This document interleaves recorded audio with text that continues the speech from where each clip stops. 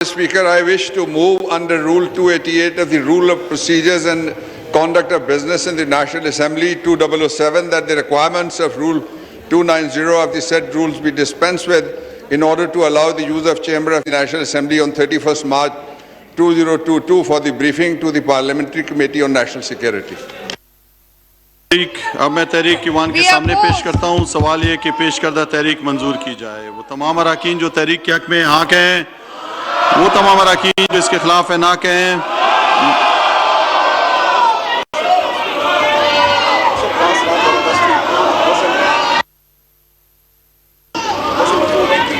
दोबारा एक दफा पूछता हूँ जी, वो तमाम अराकीन जो तहरीक के हक में हाँ कहें, वो तमाम अराकीन जो तहरीक के खिलाफ हैं ना कहें। मेरे ख्याल में अक्सरियत का जवाब